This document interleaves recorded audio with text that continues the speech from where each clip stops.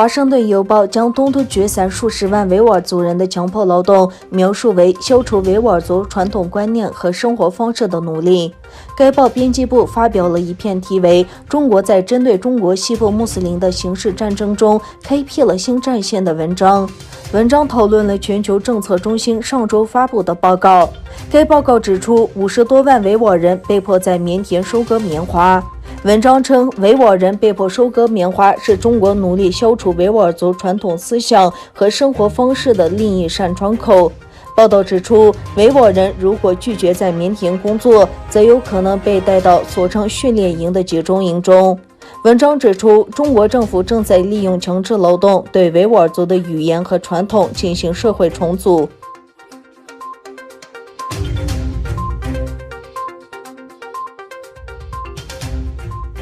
中国政府不断加剧针对维吾尔人的打压的同时，还宣传汉族人移居东突厥散，并鼓励他们在那里扎根。兵团网12月16日报道称，“13·5”期间，共有6886名大学志愿服务西部计划志愿者先后来到兵团展开志愿服务，为兵团事业发展做出积极贡献。近年来，兵团深入实施人才强兵团和人才优先发展战略。自2018年8月起，大幅提高西部计划志愿者工作生活补贴。根据团场机关从高校毕业生中新录用工作人员试用期满后的工资水平，按照同工同酬的原则，统一确定西部计划志愿者工作生活补贴标准。报道指出，自大学生志愿服务西部计划项目实施以来，兵团共招募13684名西部计划志愿者，其中留江人数为4152人。大学生志愿服务西部计划项目由团中央、教育部、财政部、人力资源和社会保障部共同组织实施，每年招募一定数量的普通高等校院应届毕业生或在读研究生到西部基层开展为期1年至3年的志愿服务。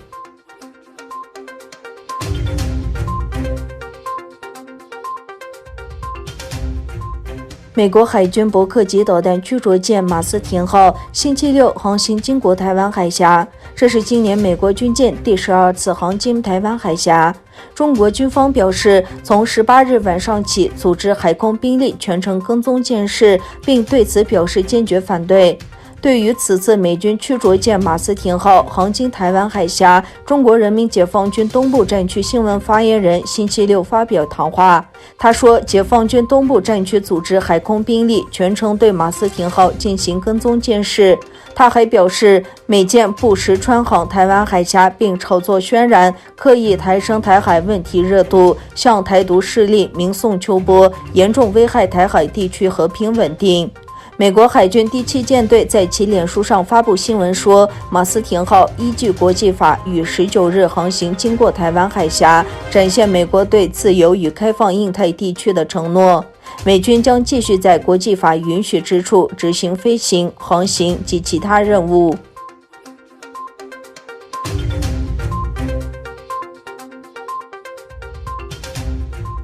一位知情人士周日透露，美国国会议员预计将批准19亿美元，用以资助一项拆除电信网络设备的计划。美国政府称，这些电信网络设备会给国家安全带来风险。这项计划是作为年底支出法案和新冠病毒救治法案的一部分。美国联邦通讯委员会今年6月表示，已正式将中国华为技术公司和中兴通讯列为威胁。